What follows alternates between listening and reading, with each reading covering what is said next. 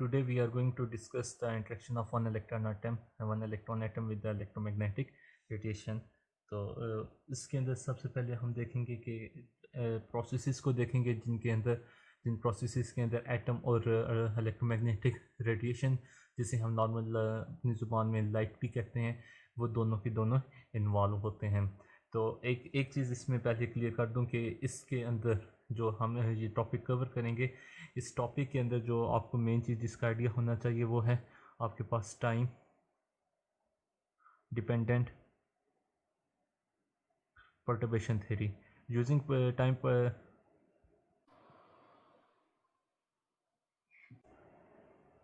ये पूरी डिस्कशन हमारी जितनी भी होगी, इसके अंदर हम यूज़ करेंगे टाइम डिपेंडेंट परटर्बेशन थ्योरी को। तो आप एक तरह से ये भी कह सकते हैं कि रेडिएशन का, इलेक्ट्रोमैग्नेटिक रेडिएशंस का जो एटम के ऊपर इफेक्ट आएगा, या जब एटम और इलेक्ट्रोमैग्नेटिक रेडिएशंस की इंट्रैक्शन होगी, तो उनको हम इजीली स्टडी कर सकते हैं using time dependent perturbation theory. तो सबसे पहले हम देखते हैं कि ऐसे कौन से 3 प्रोसेसेस हैं जिनके अंदर आपके पास जिन प्रोसेसेस या फिनोमेनस के अंदर इलेक्ट्रोमैग्नेटिक रेडिएशन और एटम ये दोनों के दोनों इन्वॉल्व होते हैं। तो सबसे पहला आपका प्रोसेस आता है जिसे हम कहते हैं स्पॉन्टेनियस एमिशन। सेकंड आपके पास जो प्रोसेस है उसको हम कहते हैं एब्जॉर्प्शन एंड थर्ड प्रोसेस इसको हम कहते हैं स्टिमुलेटेड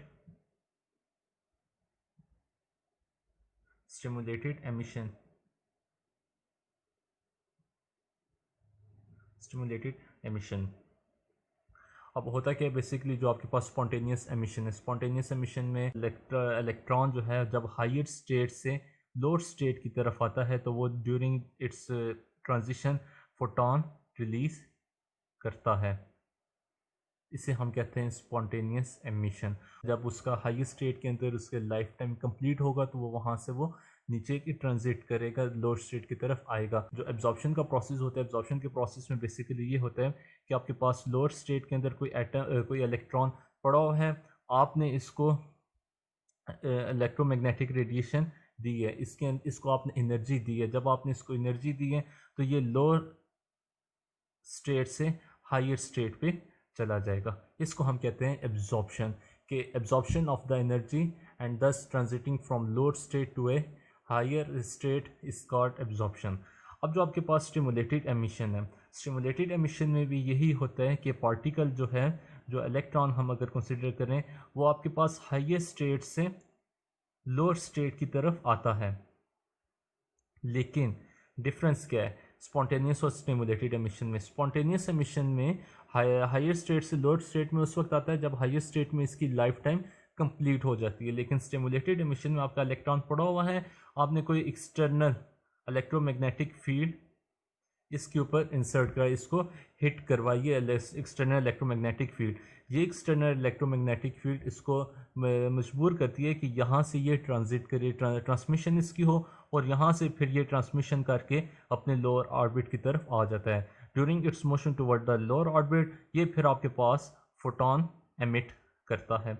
इस टाइप की एमिशन को हम कहते हैं this is the stimulated emission, कि आपने इलेक्ट्रोमैग्नेटिक रेडिएशन को हिट करवाया एक इलेक्ट्रॉन के ऊपर, वो अपने लाइफ टाइम से पहले ही नीचे ट्रांजिट हो गया लोअर स्टेट के ऊपर। अब आप तीनों को देखो तो एब्जॉर्प्शन में भी और स्टिमुलेटेड एमिशन के अंदर भी दोनों में इलेक्ट्रॉन का डायरेक्ट इंटरेक्शन हो रही है फोटोन के साथ, इलेक्ट्रोमैग्नेटिक रेडिएशन के साथ इंटरेक्शन हो रही है। एब्जॉर्प्शन में जब इंटरेक्शन होती है तो वो लोअर एनर्जी स्टेट से हायर एनर्जी स्टेट पे चला जाता है, और स्टिमुलेटेड एमिशन में जब इलेक्ट्रोमैग्नेटिक रेडिएशन और इलेक्ट्रॉन की इंटरेक्शन होती है तो वो हायर एनर्जी स्टेट से लोअर एनर्जी स्टेट में आ जाता है। इन दोनों के अंदर इंटरेक्शन इन्वॉल्व है। जो स्पॉन्टेनियस एमिशन है वहाँ पे इंटरेक्शन इन्वॉल्व नहीं है, वहाँ पे जस्ट एमिशन है। हम बेसिकली इनके ट्रांजिशन रेट्स को कैलकुलेट करेंगे। We will calculate the transition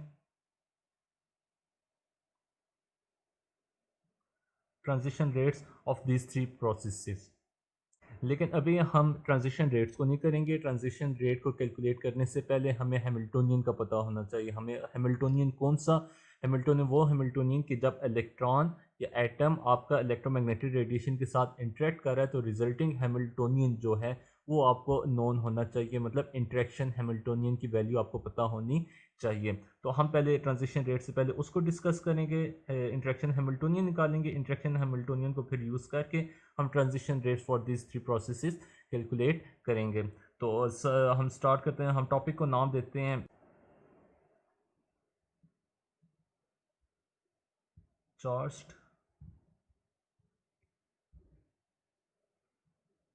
particle in electromagnetic field.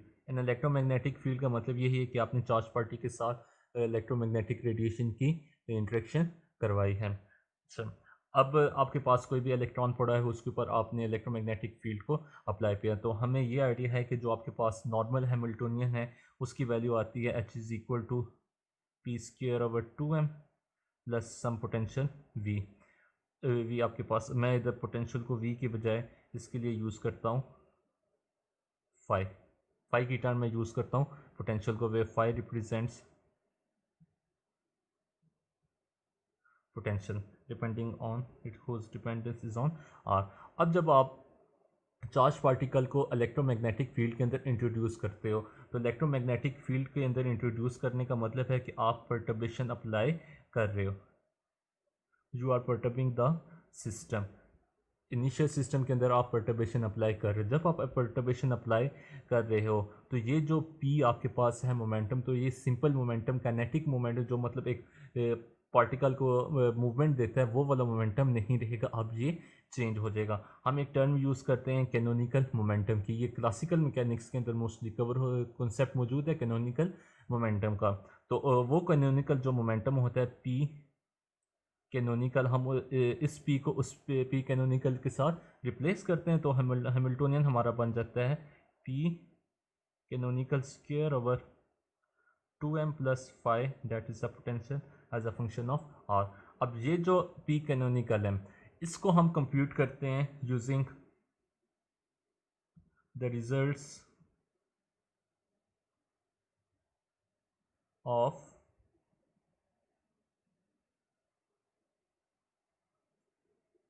Classical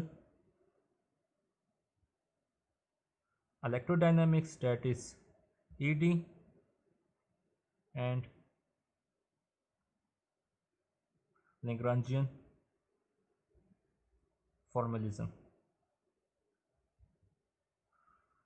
classical electrodynamics और लैग्रांजियन फॉर्मलिज्म को हम मिक्सड अप करने के बाद उनका जो रिजल्ट आता है उसके थ्रू हम पी कैनोनिकल को ड्राइव करते हैं। तो हम डायरेक्ट अगर उसके रिलेशन लिखें तो वो आता है p canonical is equal to, जो आपके पास नॉर्मल मोमेंटम है, पी प्लस, क्योंकि हम इसको इलेक्ट्रोमैग्नेटिक फील्ड के अंदर इंट्रोड्यूस करा रहे हैं तो यहाँ पे इसकी थोड़ी सी चेंज आएगी, वो आ जाएगी E divided by C A R T.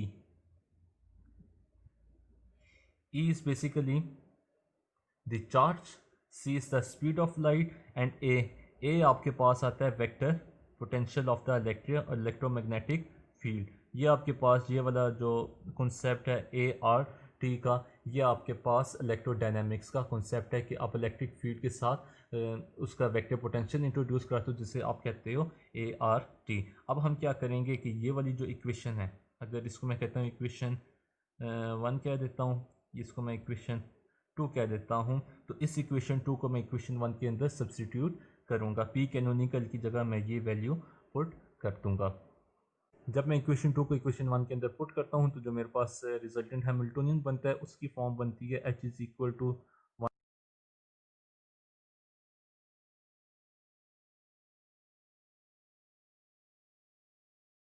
अब मैं एक स्टेट वे फंक्शन ले लेता हूँ साई, उस साई के ऊपर इस हैमिल्टोनियन को मैं जब अप्लाई करता हूँ तो हमें मेरे पास आ जाएगा h psi is equal to 1/2m p plus E/C ART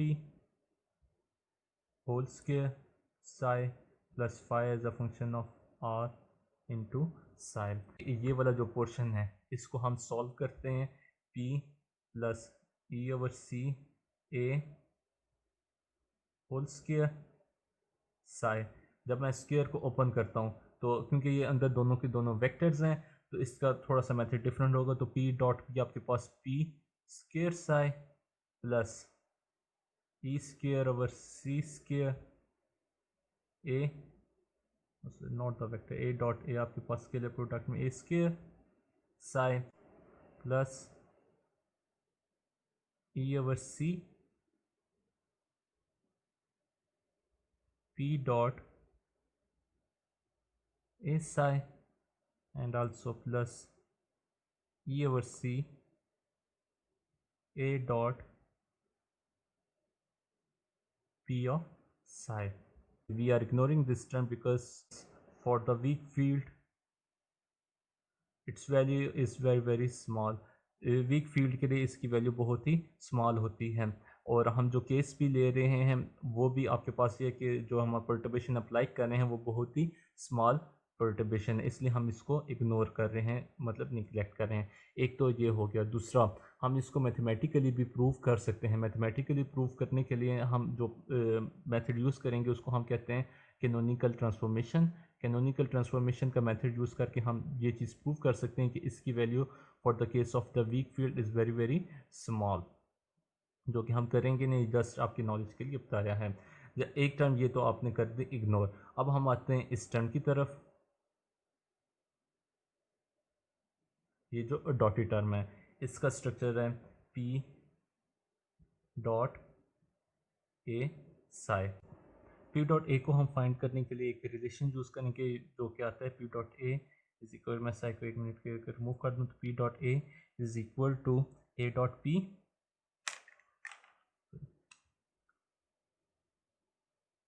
A dot p minus iota h cut delta dot A.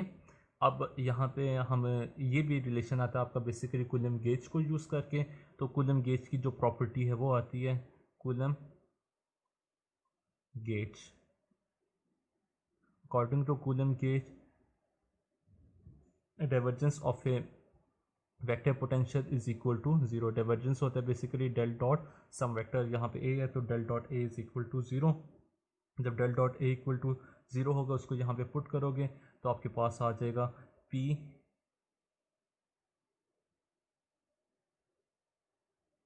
Dot A is equal to dot A is equal to a dot P. अब आप इस equation को उठाकर यहाँ पे put करोगे।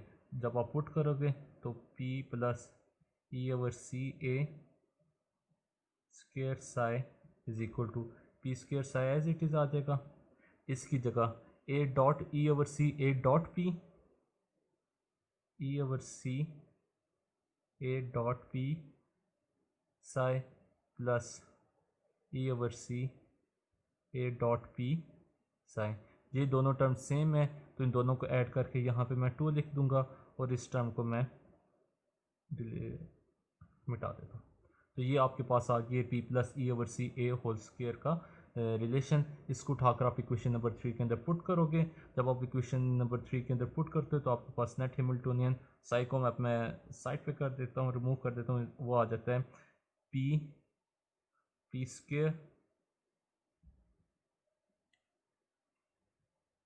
P square over 2m plus 5r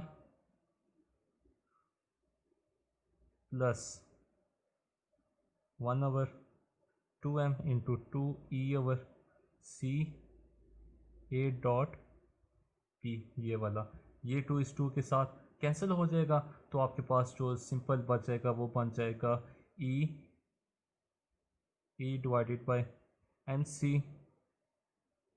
ए dot P. अब यहाँ पे देखें कि ये वाली जो टर्म है ये बेसिकली आपके पास अनपर्टर्ब हैमिल्टोनियन की टर्म आ रही है जो हम स्टार्ट से लिखते आ रहे हैं कि जब आपके पास पर्टर्बेशन नहीं होती तो यही स्ट्रक्चर बनता है P square 2m plus 5r। लेकिन हमारे पास ये वाली टर्म बिल्कुल नहीं आ रही है, यही चीज़ हमें चाहिए थी। और ये आ भी कब रही है जब हम इंट्रैक्शन करा रहे हैं इलेक्ट्रोमैग्नेटिक रेडिएशन की इलेक्ट्रॉन या एटम के साथ। तो इस जो ये जो नई टर्म है इसको हम रिप्रेजेंट करते हैं एच प्राइम से और इसको नाम दे देते हैं हम इंट्रैक्शन हैमिल्टोनियन। हैमिल्टोनियन। इस वजह से कि इसने इंटरेक्ट इलेक्ट्रोमैग्नेटिक रेडिएशन इंटरेक्ट किया है इलेक्ट्रॉन के साथ, तो उस वजह से ये नई टर्म अराइज हुई है। अब ये नई टर्म आपके पास बहुत ज़्यादा इंपॉर्टेंट है। आप अब कैसे बिहेव करेगा आफ्टर परटर्बेशन, आफ्टर इंटरेक्शन, वो सारी की सारी अगर आपने इंफॉर्मेशन एक्सट्रैक्ट करानी तो वो एच प्राइम को आप यूज़ करोगे।